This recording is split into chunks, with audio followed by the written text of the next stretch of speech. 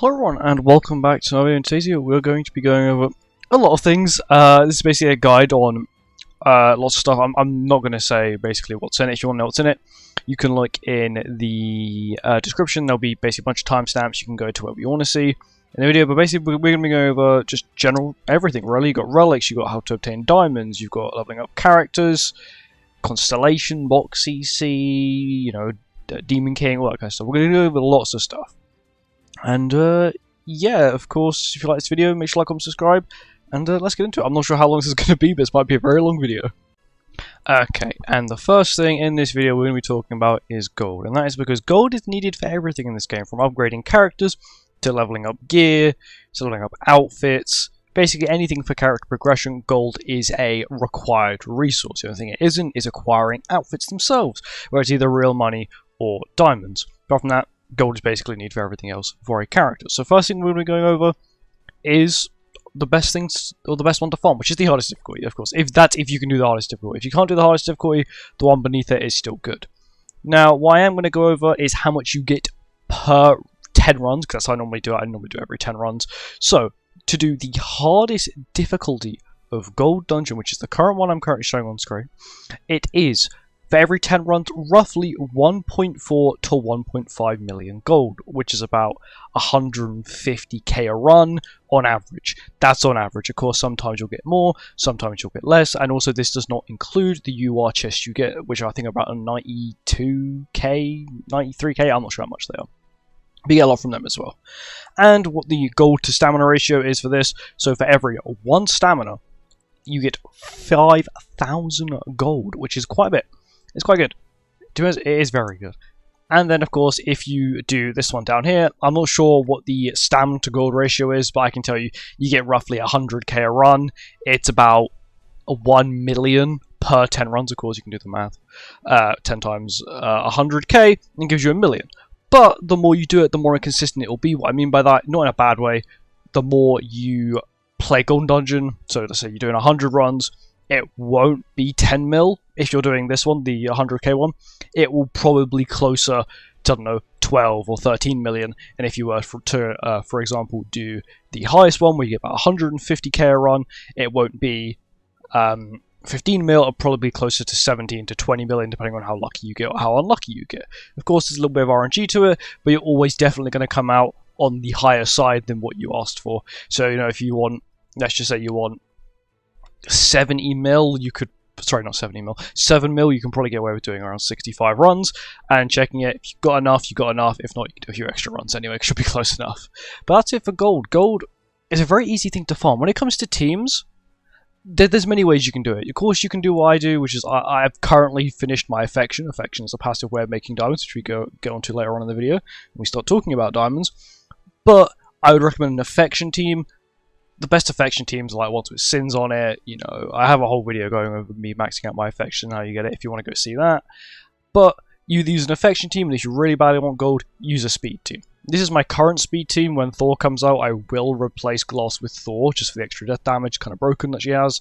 But I mainly go with unknowns. This Danafall Liz, or well, her relic at least, is very good, and I'd highly recommend putting Danafall Liz with relic in the back, because 50% attack for 3 turns. What your goal is, you want to try and clear it in 3 turns.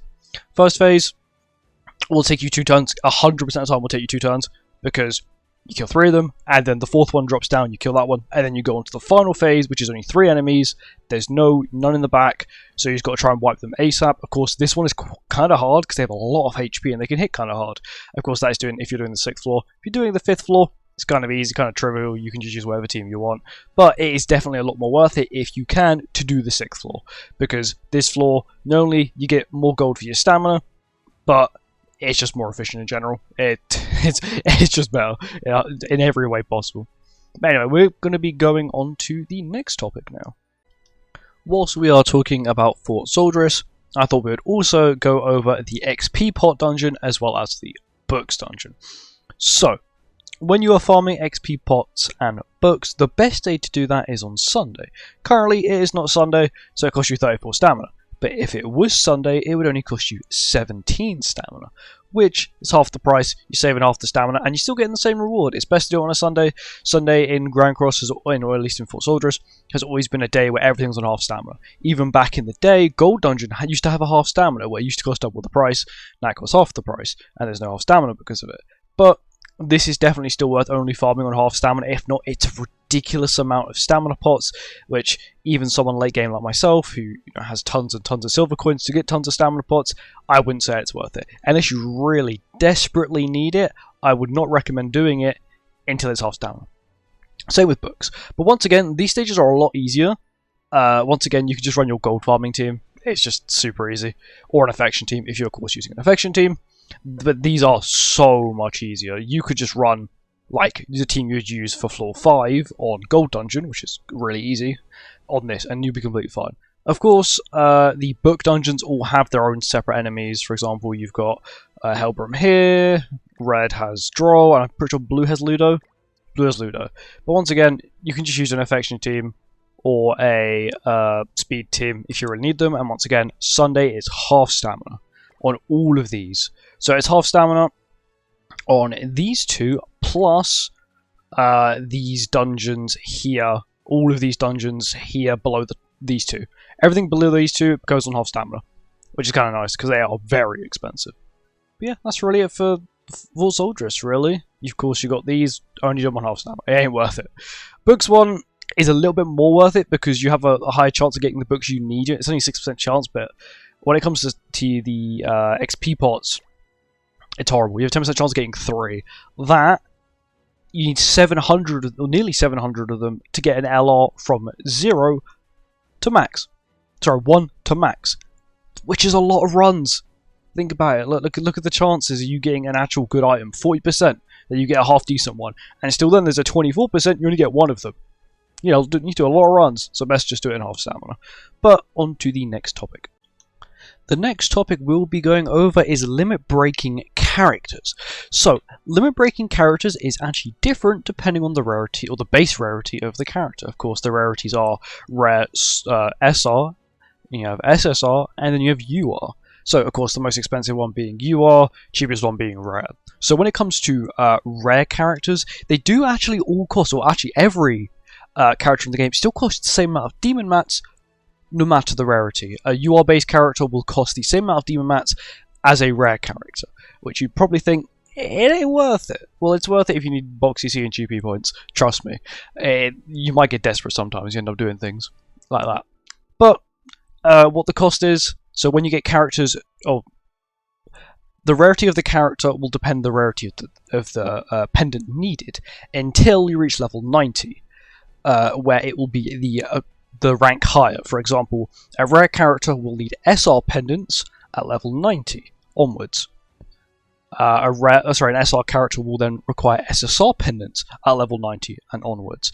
And then, of course, an SSR character will require UR pendants from 90 and onwards. And then, of course, UR-based characters require the highest resource from 60 to 100 anyway, so they don't really change. But if you are wondering, the two key rarities really are SSR characters and UR characters. An SSR character will require 33 SSR pendants from 0 to 100. This is split into 21 SSR pendants and 2 UR pendants, which of course as a total is 33 SSR pendants. And of course then you've got UR base characters, who are of course the new big shiny thing that Grand Cross is continuously repeating out, like printing them like it's money, goodness sake. Require 10 UR pendants from 0 to 100.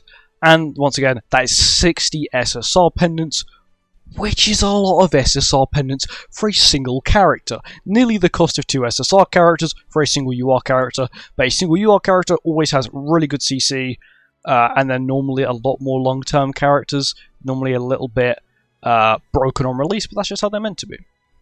So when it comes to demon mats, of course, like I said, they all share the same amount of demon mats per character.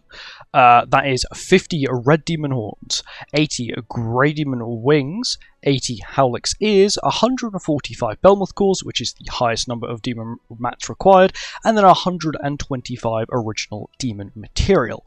So, once again, the easiest one to get, which is the Red Demon, is the least required, and one of the most irritating bosses, which is the Belmoth, actually has the highest price. OG Demon's kind of easy, you can sort of solo it.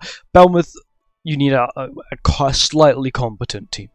If you're high enough box CC, like myself, when you got a half decent box, you can just have a half competent teammate and you can beat it. But if you're a newer player, you might once again want a player like myself, or a player who's been playing for a long time, or someone's got a more wailed out account and characters to be able to sort of carry you just a little bit, because sometimes you do need a little bit of extra help on it. But now we've got away. Now we know what demon mats we need. We know how many SSR pendants we need. Now we're going to go over how we obtain the SSR pendants themselves, because they are mainly what keeps you down when you're trying to obtain stuff. There are many places you can get SSR pendants from. One of them, which is it's an okay place to get them from if you want to, and that's exchanging SSR coins and SR coins for pendants. As you can see, it's a 1-to-1 ratio, so 1 SSR coin is 1 pendant. You also then have the SR ones, which is 10 SR coins for 1 pendant as well, which is kind of nice. And there's also many other ways you can get them. Mainly, actually probably the biggest one, is for Zoldris. It actually recently got buffed, which is quite nice. They didn't actually increase the rates, they just increased the amount you get from P, which is kind of funny. I want to go rates. Okay, I need to actually go to one of the stages. This is the hardest stage. Once again, you only got to beat it once. What's the CC? 250k. Okay, so it's quite hard. Well, for the average player, I guess it might be a little bit hard. And what you can do, you beat it once, and then you can just skip ticket it. That's what I do. I'm too lazy to actually just keep fighting it. It's a little bit challenging. But you have 5% chance of getting an SSR pendant, which is okay. But of course, when you fill up the bar to the max, you do get 2 SSR pendants. And of course, the higher difficulty you attempt, the more the bar will go up. I do not want to do a Helix. Thank you. But yeah, there's many other ways. You've got events, just in general, tons of events can give you it. Your coin shop, you've got the actual King Exchange, where you can turn the SR pendants into SSR pendants, which then you can turn into UR pendants. And then of course you've got events as well, login bonuses, win 15 matches of PvP, beat this boss X amount of times, this boss's event shop sort of thing, which is, it's okay. And whilst we're on about just beating bosses, we're going to go on to demons. So, demons, how many demons can you do a day? So, out of the Hell bunch, so of course there's 2 different difficulties, you have the original 3 demons being Howlix, Red Demon, Grey Demon, and that is these. And then of course then you've got Belmoth and OG Demon. Belmoth and OG Demon are the most restricted amount you can do a day. You can do 3 Belmoth and 3 OG Demon, and if you then use your real times, you can then do an extra 3 more of either one or the other, or mix and match sort of thing. So the max you can do of one of these a day is 6, which is okay. Of course that doesn't include, you joining a friend, you've been communicating to him and you decide to join, then you can join, of course, as many as you possibly want, up to the amount of friends you join. When it comes to normal demons, though, you can actually farm individually these ones 6 times. You can farm that one 6 times, that one 6 times, that one 6 times, so on and so forth. And with that, you can get 36 of the original 3 demons, being Grey Demon, Red Demon, or Howlix. Of course, RNG will come into play here and will, maybe you'll get lots of Red Demons, maybe you'll get lots of Howlixes, and maybe you won't get any of one or the other, because that's unfortunately how RNG works. There's a chance you don't get as many of the one you want as you wanted. But there are ways to actually get around that, which is kind of cool. And that is, if we go to the tavern, I do actually have to go all the way here. I think it's this one. I don't know, they've changed it so much. Go to tavern. Boar hat. I actually have to go to the boar hat to see the effects of the boar hat. Nice. Mr. Hawk. Here we go. And then if you come to here, as you can see here, it says Grey Demon increase. So I guess I needed Grey Demons for some reason. So if I go to decorations, see this one says Grey Demon. Oh no, that's the wrong one. I don't actually have that. That's one I have on appearance. This one says Grey Demon increase. You've also then got all areas increase. This one I recommend. If you want to farm your demons, this one I recommend. I'm just going to apply that one now. Red Demon. And I'm pretty sure the Howlix one, unfortunately, you actually have to spend 30 diamonds to get the Howlix one, which I wouldn't recommend. And thankfully, Howlix, you need 80 Howlixes. So if you get lucky and you just have this one on here, which I'm pretty sure we got through, the 3rd anniversary event, they may have brought it back through several events. But that's probably the best one to get it from.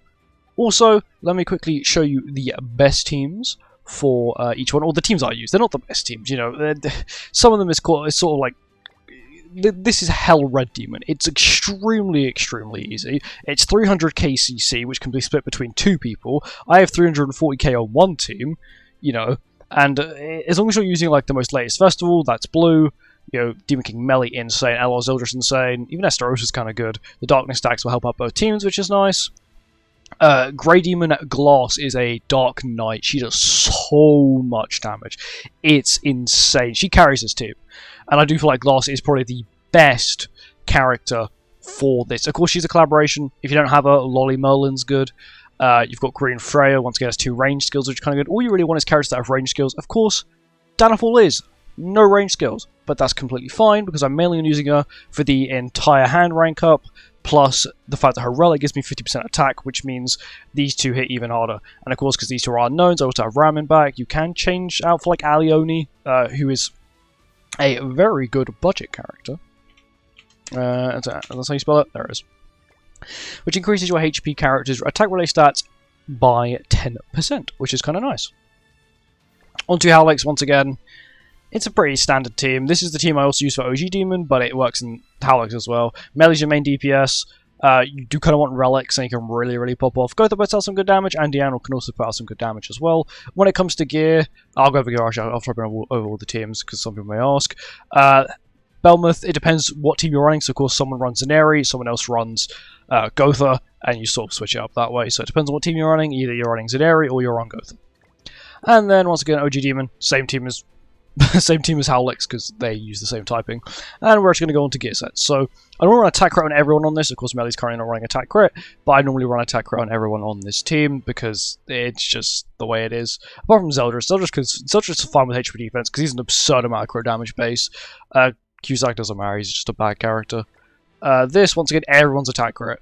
Danafall can't deal damage, but that's completely fine. Ram's HP defense, because she's a back character, but these two have attack crit, because these two are the 2 shining stars of this team. For Howlix, HP defense, attack crit, and then HP defense. Melee's just going to clean up. Gotha actually puts out some good damage with HP defense, and Deanna's Amplified means that she can also put out quite a bit of damage just being HP defense as well. This team, attack crit, you can probably get away with having attack defense, because she barely ever crits. Same with Danafall, I run attack crit, but you can easily get away with attack defense. HP defense and HP defense. But in Howlix, if you don't end up killing, you normally end up dead, so you know, it's not too bad, I guess. So you just don't, even if they have bad gear, it's fine. If you don't kill, you lose. And then once again, HP defense, attack crit, HP defense. Melee puts out an absurd amount of damage. If you have its relic as well, you can actually one-shot the second phase of OG Demon. What you do, you attack with either Diane, because both her attacks are ranged, or Gotha, and that would normally take it below 90%, where now you can just one-shot it with melee using a single target skill with just like 1.5 million, it nukes the damn thing. Really good. And that's really it for limit breaking. Limit breaking is sort of the start of like leveling up a character. And yeah, on to the next one. And now we are on to the part where we talk about Awakening, Super Awakening, and of course, True Awakening. So, my opinion, or my advice, if you are going to awaken characters, you may struggle at the start of the game, but in my opinion, the best way to do it is with a fully awakening token. And you can actually get these pretty easily. If you go to Merlin, or if you have Merlin, we'll go to Merlin. If not, if you're in the Percival place, you already know how to do it. But you come here, and you can give her the resources, and then when you reach 6,000, she'll give you up, which is kind of nice. And the way you'd actually be able to farm these pretty easily is if you're doing your demons. Whilst you do your demons, you'll be collecting not only the chalices, but also the orbs as well, which you can then give to Merlin. And normally every few days, if you were to do your demons every day, you would get enough to, you know, get at least a fully awakened token. And that's why I recommend doing it, is you just farm it that way. Because fully awakening tokens is the better way to go. I wouldn't recommend going through, like, having to grind all the different types out of, like, chalices. It's not worth it. I would just do it the way where you just do it with the fully awakening token. Yes, I have 93 and all my characters are awakened but 1. It's just the best way to do it, like by a mile. So when it comes to Super Awakening coins for Super Awakening, now we're on to Super Awakening. It depends on the character's ult level, will depend on how many you need. For a 1/6 SSR character, we're not going to mention rares or SRs, which are much cheaper to Super Awaken, but we're mainly talking about the 2 that really matter, which are SSRs and URs. So an SSR character will cost at 1/6 63 Super Awakening coins. For every alt level you have above 1/6, you minus 3 SA coins from the total, which if you have a character 6/6 will cost you 48 SA coins. Of course, that is if they are SSR. If they are UR base, 1/6 will cost you 84 SA coins, which is a lot. Like, it's nearly a stack's worth. And of course, once again, for every alt level you have, you minus 3 Super Awakening coins, which gives you a total, if you have them 6/6, to 69 SA coins. And now we're on to the True Awakening part. True Awakening a character is a pain, and not only is it expensive, Netmarble will realise it's too expensive, and they're also changing it. They made in the most recent developer notes they're going to be reworking it at some point later this year. Of course, this could mean December, or it could mean November, October, whatever. But they themselves have discussed it is a problem. My thoughts: they're probably just going to make it just a tiny bit cheaper. Either make the material you need. So let's just find a random person to do. We're going to pick Margaret. Why not? And this is the material you need. So you need the 100 of the crystals. This is what you get from the Demon King battle. You know, 100 of them, depending on the race. Doesn't matter what rarity they are. They could be rare. They'll still cost you 100. You need, their race, 100 of their race crystals, 3 of the True Awakening coins, which are very expensive, and then 10 LR coins. Of course, we'll get into LR stuff later when we go over LRs themselves.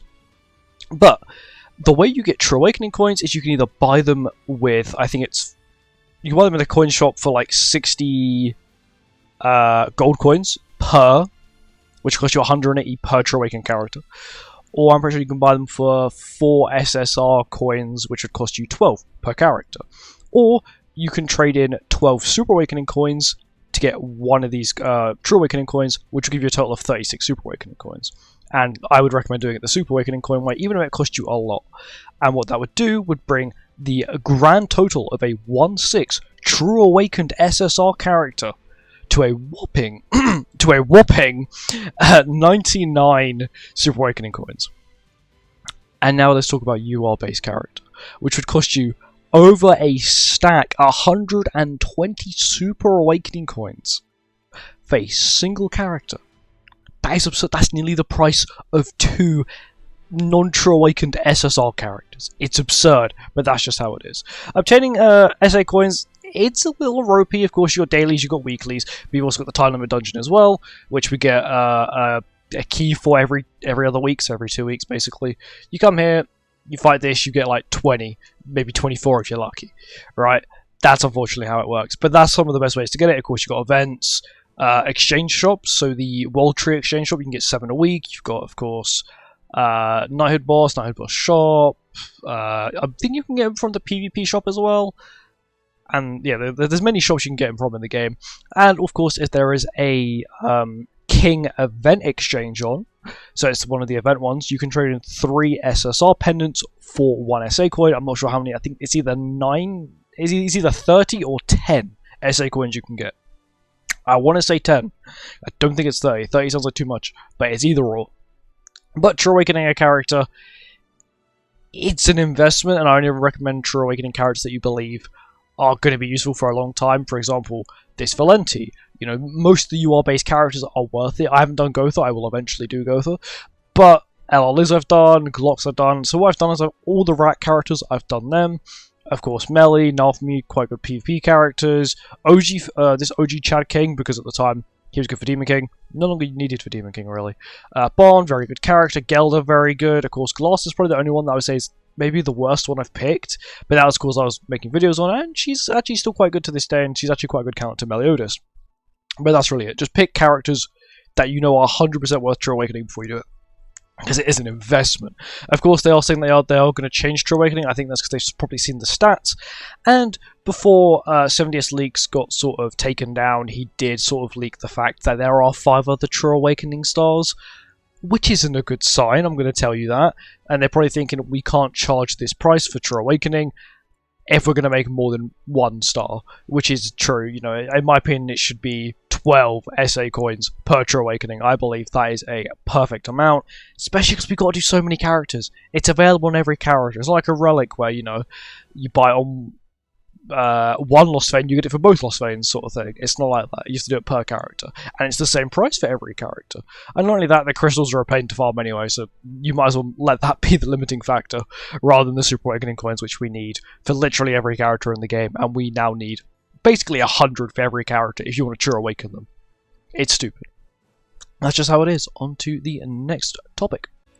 And now we are on to LRs. So LRs are currently the highest level of a character, or an SSR character, can get. And it's normally, when you get an LR, it's normally a whole improvement to the kit. It's normally passive changed, ultimate change, skill changed. The only thing that is not affected is if they have a commandment or their relic. Apart from that, everything else has changed. Substats, everything. And that is sort of to make them more useful and more viable in today's sort of current climate of the game.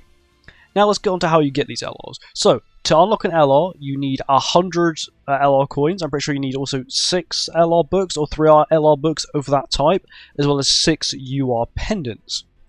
So what this does is it means that if you were to have a level 1 SSR character, let's say you have Glock's level 1, and you were to get him to an LR, it would cost you 69 SSR pendants, because it's 33 to 100, and then that's when you can then LR him, then once again it costs a lot more.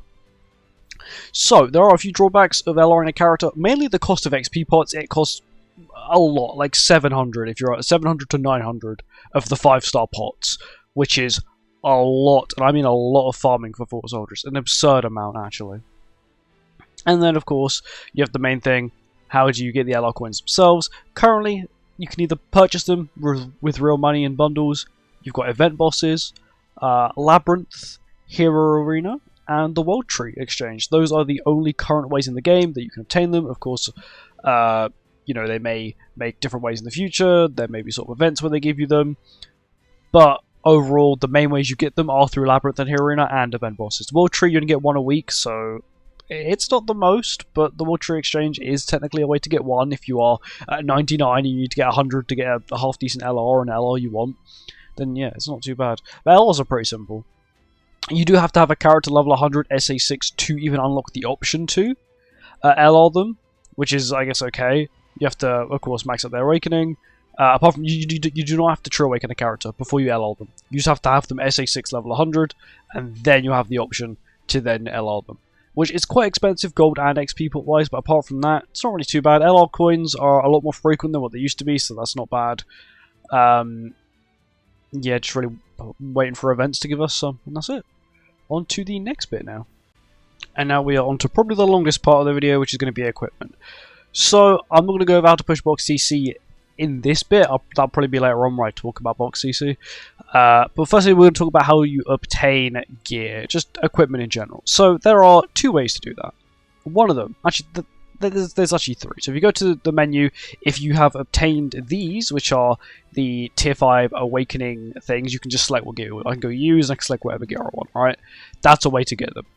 But if, let's say, you don't have any of them, how do you obtain them? So firstly, you got Patrol. That gives you a random gear. It's not guaranteed you get the gear you want, but a way to guarantee the gear you want is you go to Equipment, and you select whatever stage you want. Let's say I want Attack gear.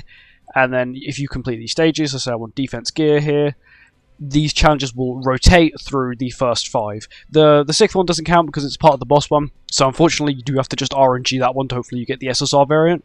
But the other ones, if you, let's say you want to cycle, you can cycle through it. It's like 8. You have to play 8 runs of each one, and it'll give you it, which is okay.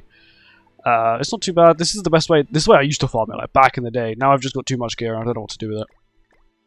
Plus also those pickable gear things. If you do Knighthood boss, quite easy to get. I think you get at least 1 a week, because I have a ton of them, and I don't ever use them really, because they're kind of useless to me, because I would rather level up a 3-star one and get an extra diamond with that as well. But gear's pretty simple. But when it comes to gear, let's talk about how you obtain, well, actually, let's just talk about the level up price. So let's pick a random piece of gear here. I'm going to enhance. This is how much it costs you for each SSR piece to get to max. This is the same everyone, 710 red crystals, 15 of these 5-star awakening stones, and 2.7, basically 2.7 million gold. A lot of gold. And of course then you need anvils to reroll the gear. Anvils can be obtained in several different ways. Anvils can be obtained through anvil dungeons, events, event shops, and opening the chests the equipment chest. So this chest here, which is, it's not too bad. And this chest is how I actually recommend you get the red crystals, because if not, they're kind of irritating to get. Just use this. This is a very good way. Also, there is a Fort Soldieress stage, which I think costs you 30 silver coins, and you can get a few anvils from there. Not too many. I think you get 190, maybe 200 from there. Of course, it's RNG based because you have to. It's what you get from boxes from it. And I want a hammer. So hammers is what you use when you want to get a gear from. Let's use Gallon, because Gallon's got my Thor gear. When you want to get a gear piece from like 2.8, but you don't really want to roll it, you can do this, and it guarantee it will go up. And the hammers can once again be obtained through events, event exchange shops, or once again opening chests. I don't think there's really any other way you can obtain them. Of course, just standard events in general, like the trade-in chest, the trade-in event with King, the one where you can trade in like all the cubes for the demonic beasts. The yellow ones will give you hammers. I think it's 5 to 1, so it will cost you like 200 hammers in total to get all of the. Sorry, 200 cubes to get all the hammers that are possible to obtain. And then, of course, after you max out your gear, the next stage is to engrave it. Engraving costs you the 6-star awakening stones, as well as engraving stones themselves, as well as a chunk of gold.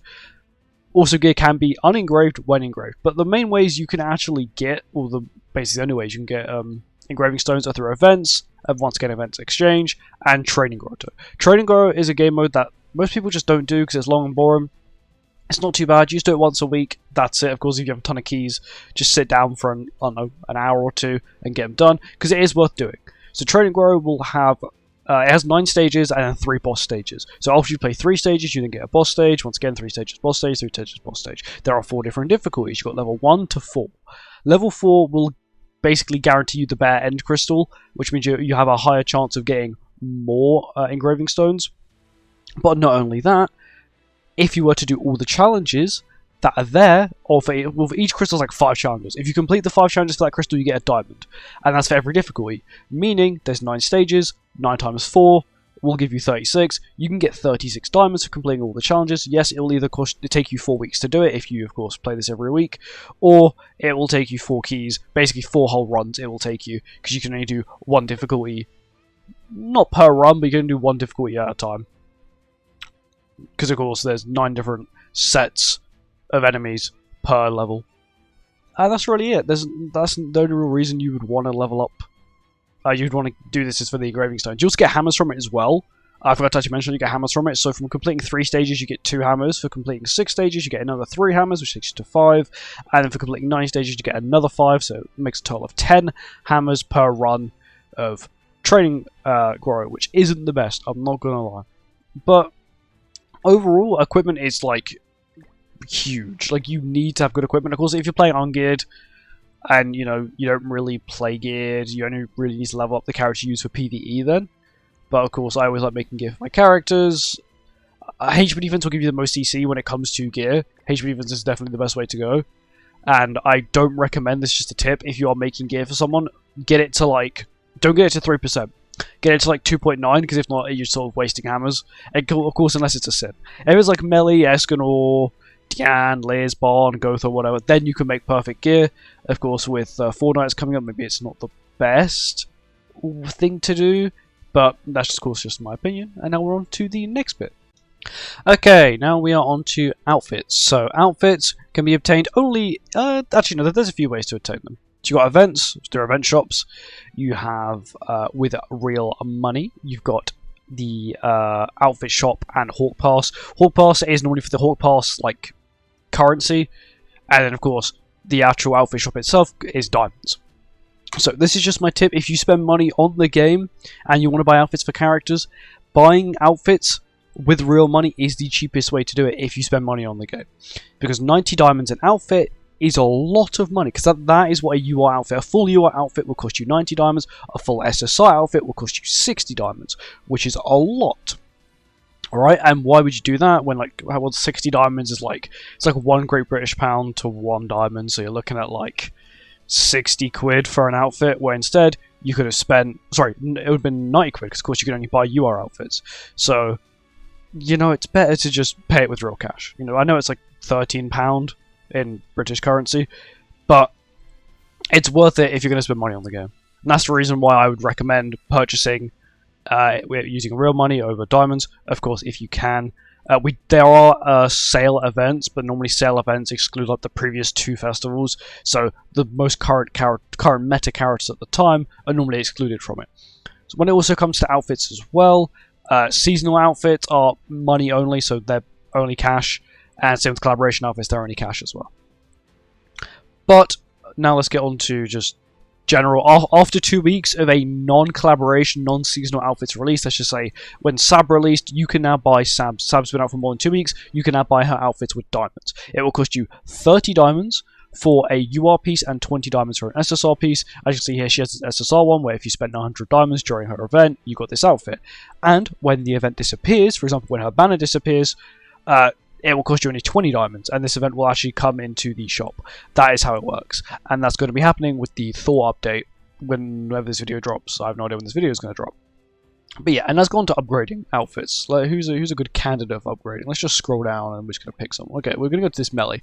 So, upgrading a UR outfit from UR to max will cost you 30 of this material, and upgrading a SSR outfit to UR will cost you 60. So in total, if you were to, for example, have a brand new character, they're a UR base, they're an SSR based character, so their outfit of course going to be SSR, and then they're going to have a UR. It will cost you 90 of the outfit enhanced material to get it to max. Of course, defense is like 1-to-1 CC sort of. So you get an extra 90 CC there. When it comes to weapon, once again, it's the same amount. So to get an SSR to a max UR, it's 90. To get a UR to a max UR, it's 30. And it's about the same thing, about a 1-to-1 CC ratio. And it's the same with headgears. What a surprise! It's 90 to get a SSR headgear to a max UR headgear, and from a UR headgear to a max UR headgear, it's 30. And once again, you actually get, I'm not sure how much CC you get from the level up, and it's not a 1-to-1, it's like a 1-to-5 ratio when it comes to, it's like 5 HP for every 1 CC, so you can sort of do the math which is worth it, and which isn't. But that's really it. The level up materials can be obtained through many things. You've got just doing demons, and you're just trying to have a chance of getting like 1 or 2. You've got the event exchange shops, you've also got a Fort Soldier stage that costs you 20 gold coins, and you just have a chance of getting them. Once again, events or event exchanges, event shops, all that kind of stuff. And yeah, that's really it. And now on to the next thing. And now we are on to the hardest content in the game, which is the demonic beasts, but mainly, key important thing about them is the relics. So, relics are actually kind of broken, or at least for some characters. Some characters, they're kind of useless, like this Bond, the damage increase, it's okay, but then you've got characters, actually let's go to Dogs? He's Dogs, right? Nanashi, wherever Nanashi is. Nanashi, who actually turned Nanashi into a completely useless character, into one of the most used unknowns in the entire game, and probably still is the most used unknown in the entire game, because his ability to increase unknown's basic stats by 30%, which is an absurd amount.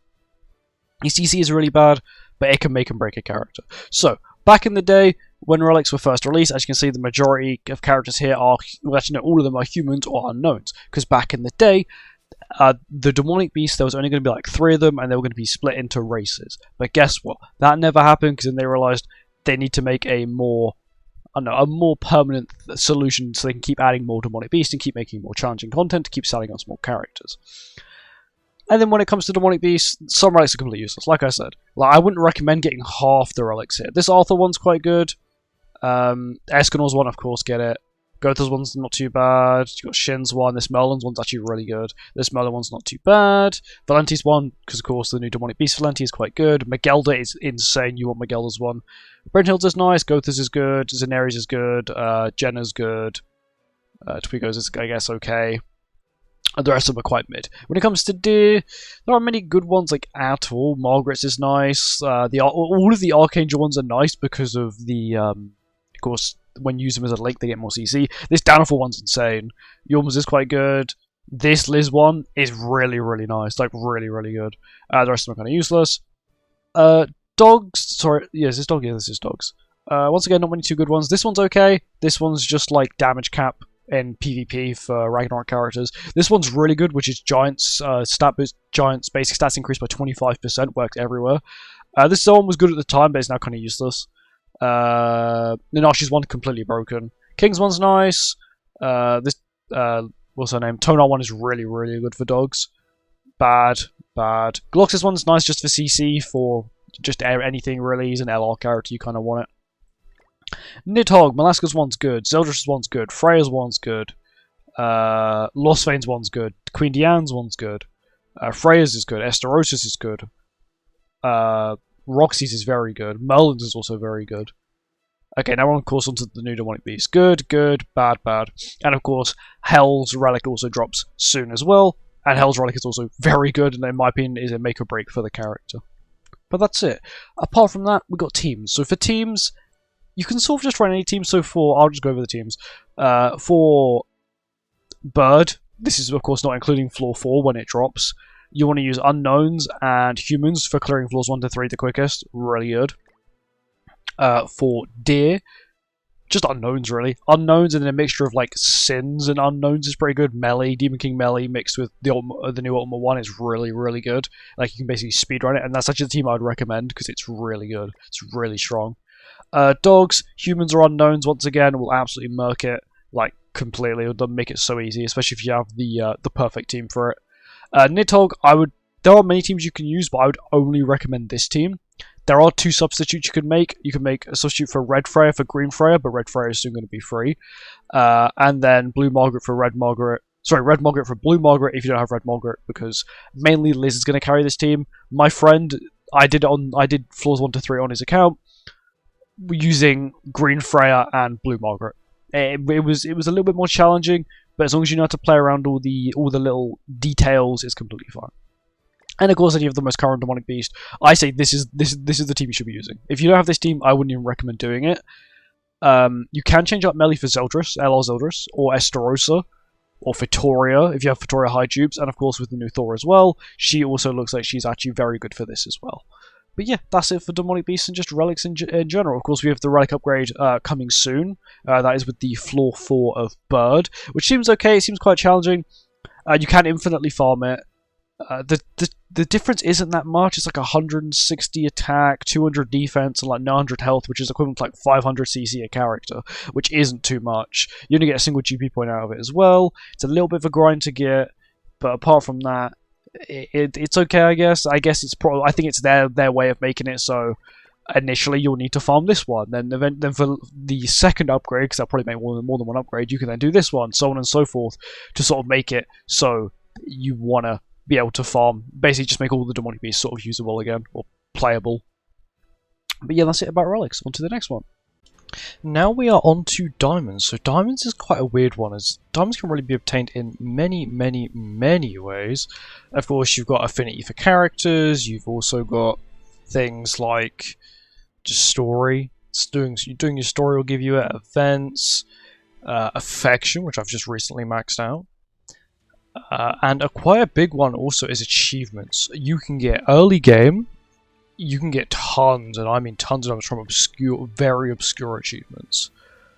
Win with only one hero on this one on Hell, but it's from normal all the way to Hell.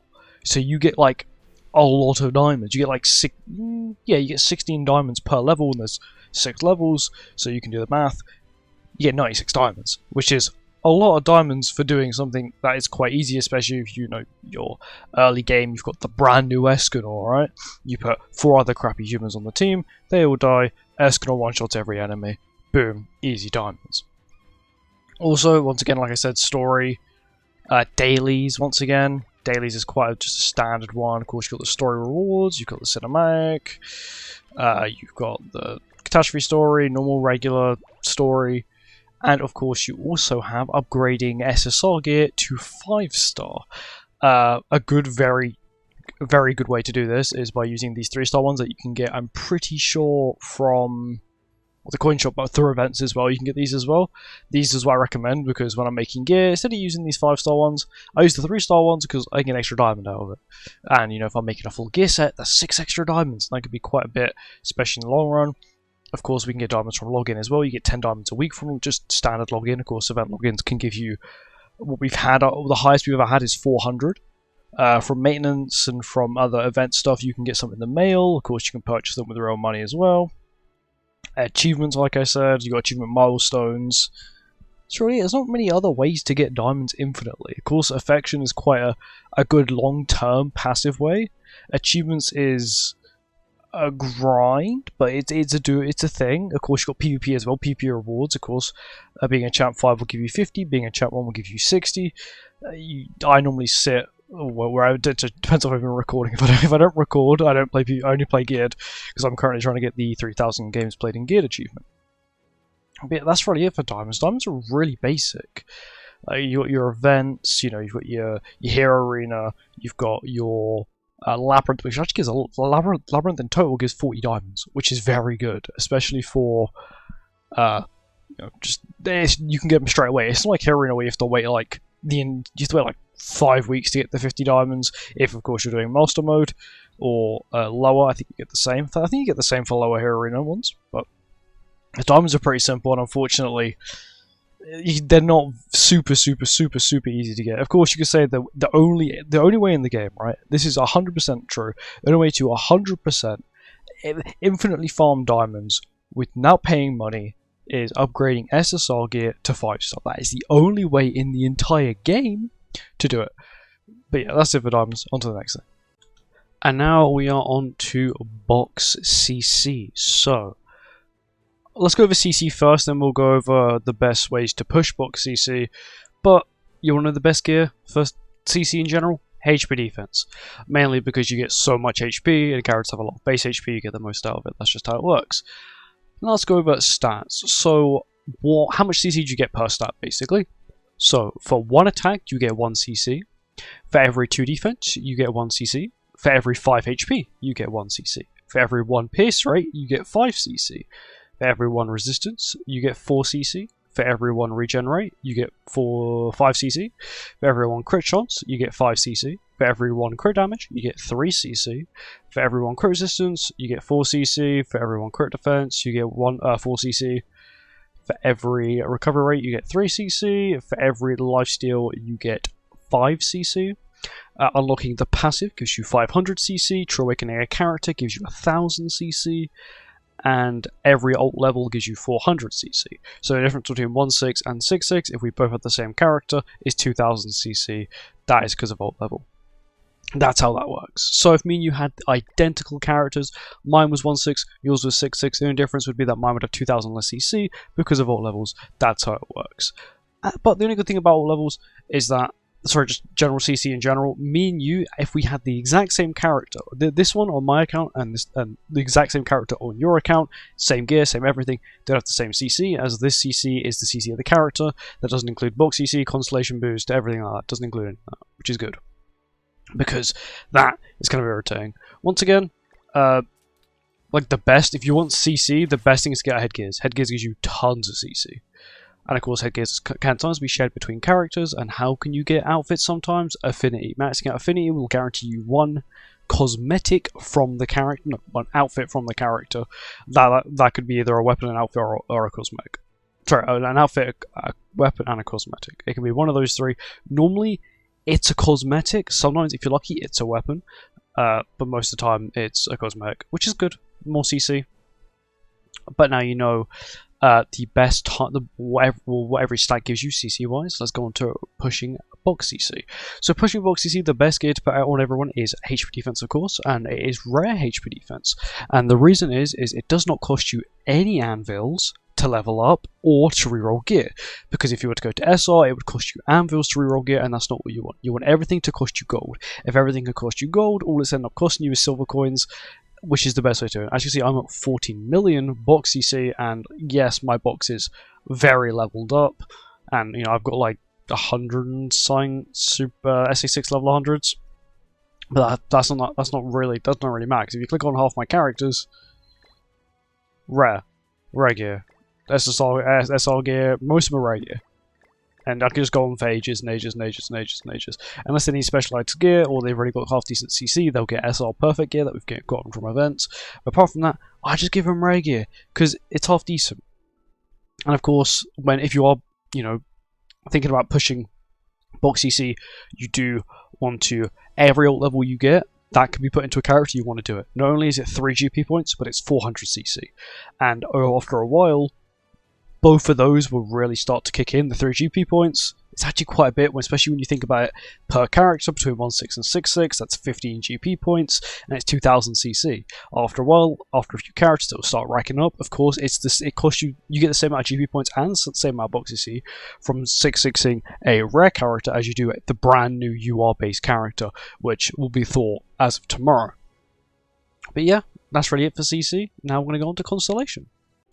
And now we are on to Constellation and mainly Constellation and GP points. So firstly, we'll go over what you get from, what you get GP points from. So unlocking a character will give you 30 GP points. The first 6 Awakening stars will give you 6 GP points in total, so one per star. Super Awakening a character to SA6 will give you 18 GP points, which is 3 per star. True Awakening a character will give you 10 GP points. Level 100ing a character will give you 24 GP points. Obtaining a relic will give you 10 GP points. Obtaining an outfit will give you 1 GP point. Maxing out the outfit will then give you another GP point. 6-6ing a character, which will give you 15 GP points or 3 GP points per level. And LRing, I think, is 10 GP points as well. And now we're on to the main thing, the big thing, and that is the constellations themselves. Constellations, as you can see here, you can see the how much stats I get from my constellation. If you're a brand new account and we had the exact same characters on a team, we both had the same team, you had no constellation, I would have this much more stats than you. 14% crit resistance is an absurdly high amount to have compared to someone who might not have 14%. You know, crit chance, crit damage isn't too much, but the defense related stat department and the raw stats is insane. So how GP points work is basically you obtain them and you spend them here. You unlock the big crystals, which cost more. The smaller crystals cost less. When you complete it, you get the bonus, which is Constellation completion reward, and then you get the next one, and the next one, and the next one, and the next one, and slowly the small crystals will cost you 5 more every single time, and the big crystals will cost you 50 more every single time. And currently, I'm on Constellation 6 out of 7. The big crystals are 350 each and the small crystals are 35 each. Normally it's a 10 times ratio. What I mean by that is the small crystal will cost 30, for example, and the big crystal will cost 300. It's always 10x of what the number is. That's just a quick way to remember it. Oh, well, if you want to know what it is. Also, some small crystals will cost a little bit more, depending on what their stat they are. The only one I currently know that costs the most is Lifesteal. So 0.1% Lifesteal will cost you 70 GP points, or in my constellation, it costs you double the normal price of a small crystal, which is kind of irritating. But what I can tell you is, GP points in Constellation, Constellation makes a huge difference on your box.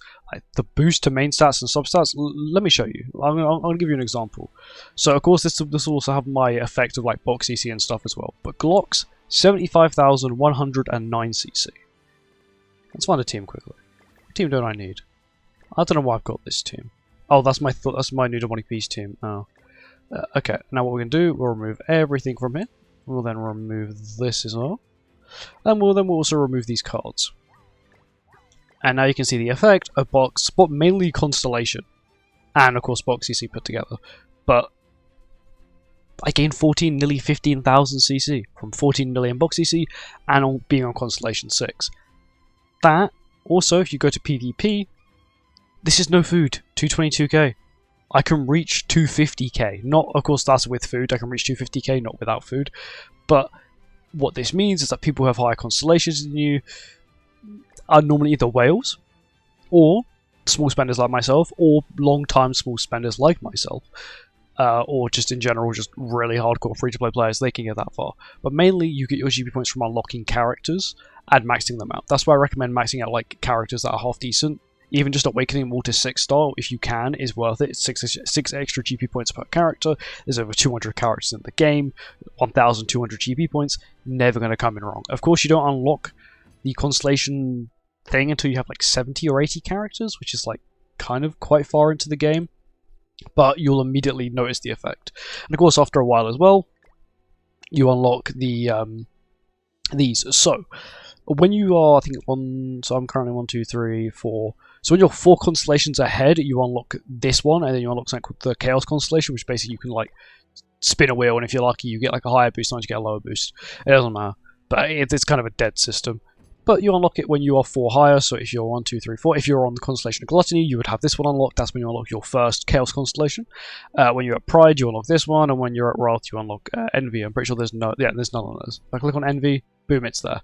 But the other ones don't exist. As you can see here, it also says you need to complete Constellation of Pride. You need to be on the 5 ahead, basically, of it. 1, 2, 3, 4, no, 4 ahead to unlock it, which is okay. It's not too bad. The boost isn't too substantial. Let's actually have a look at the boost I get from it. 1,600 health, 110. It's a little bit. It's like half an outfit, like nearly a third of a weapon, and one extra headpiece per character. And then the second one, I'm pretty sure gives you the same. Okay, no, it's between a little bit more. So you get just over half a weapon, about 2/3 of an outfit, and about 1.5 headgears.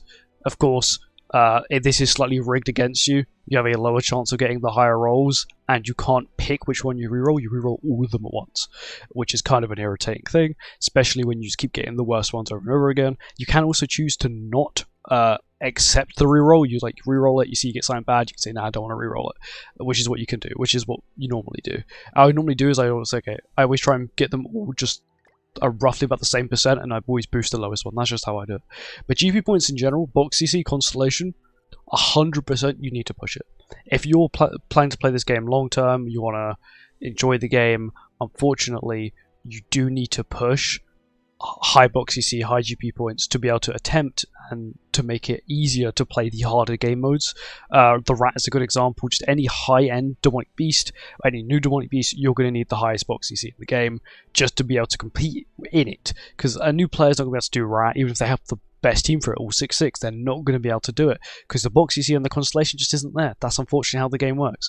But Constellation and GP points is a good thing because it also rewards the longer time players who are free to play. If you're a long time player and you're free to play, you might even be on the same Constellation I'm at. You may be close to it, but it is possible, and that's what I like about it. GP points, it sort of rewards the long term player as well as the whale, which is I guess their 2 most important things. Long term players are more likely to spend more money, and of course whales they're always going to spend more money. That's just how it works. Now on to the final bit. The final few things, we're just going to cover a few extra game modes, mainly Demon King and then World Tree, and then that'll be the end of the video. Anyway, and now we are on to the kind of obscure game modes. So you got Demon King. Demon King is the only way to get the crystals you need for True Awakening characters. And it also has 2 exclusive cards. That's it. It's kind of useless apart from that. It's kind of easy. If you have the right team, it's super easy. If you don't have the right team, it can be kind of painful. If you're wondering what the best team is, it is Demon King Melee, Valentine's Day Diane, Transcendent Barn, UR Base Gotha, and the secondary team, the new Escanor, Yuri, no, sorry, not Yuri, Hugh, Arthur, and then Kisner. That's the best like double team setup. For it. Mainly Sins can just do it by themselves. Melee puts out so much damage. Valentine's Day Diane is kind of a must. I feel like she was definitely designed for this game mode. And unfortunately you can only do it once a week. But they are thinking of rework, or they do say they are reworking True Awakening. So maybe with that in the process they'll also rework Demon King a little bit. I hope they do make it so you can do it, I don't know, once a day, in my opinion, is probably a fair way to do it. If they make, of course, True Awakening cheaper and make it more accessible for characters, I believe they should also make Demon King a little bit better, because there's a chance you only get 3 of the race you want a week. 3 a week. You need 100. It could, no joke, take you over half a year to get 1 True Awakening character of the race you want if you get that unlucky. And there's a chance you don't even get 3. There's a chance you get 0. And that's my current thoughts of Demon King. I don't like it. I'll farm the game mode. It's pretty easy. I have the best team for it. If you don't have the best team for it, it's kind of horrible, and it can be kind of bad trying to get the things you want for it. And our next and final thing is World Tree. World Tree, of course, has an exchange shop. It's kind of okay. You've got cards in it which are used for the Demonic Beast card sets. You've got the Demonic Beast materials. You've got the triangles you need. You've got SA coins, which is something I really buy. I don't really need SSR pendants anymore. Hammer's also quite nice. Of course, the Heavens one, which you unlock, is slightly harder. It sort of goes up in difficulty. The Nether one could be kind of actually difficult for newer players. Once again, here you can get the Rat material and all the crystals you need for the previous Demonic Beast, more cards, and an LR coin once a week, which, in my opinion, isn't really worth it. Also, they all have different drops. What I mean by that is this one has like books and pendants in it. The second one here has gold enhancement stones and awakening stones. And another one has gold duplicate card plates and hero enhanced pots. I would recommend, if you want to farm any of them, do the Memory of the Earth one. Because that one, in my opinion, of course, unless you really, really badly want either LR coins or any of these demonic beast mats, just farm the first one. Not only can you pick SSR pendants or SA coins or hammers, but there is an achievement to play this game mode like 1,000 times. I think I'm out now. But you also have a chance of getting SSR pendants, which could be quite good, especially for any player, right? SSR pendants can be used by any player, of course, unless you're a Mega Whale. Then it doesn't really matter for you, and I don't know why you're watching this video. But if you're like your average player, this one's probably the best. Yeah, the rate to you getting it is like low, 3% in fact. But it's the one I recommend farming. You can get SA coins from it, which are not really that easy to come by. You can get SSR pendants out of it. Sorry, SSR pendants out of it. You can get hammers if you want to. You get these early demonic beast materials. The wind sources, which you're actually going to need to be able to do the new demonic beast thing. You actually need to pay 1 wind source per run of it. Which could be kind of irritating. I think that's if you beat it, though. It's like to unlock it. I think it's to unlock it. Of course, I'll find out when I start playing that godforsaken game mode. But anyway, that's really it. Thank you for watching this video. I hope this guide helped you, and if it had, like, comment, subscribe. You know, I make content daily on this game. I do enjoy it. I also have a membership if you really want to support me that way. But yeah, thank you for watching. Hope you guys enjoyed. See you next one. Goodbye.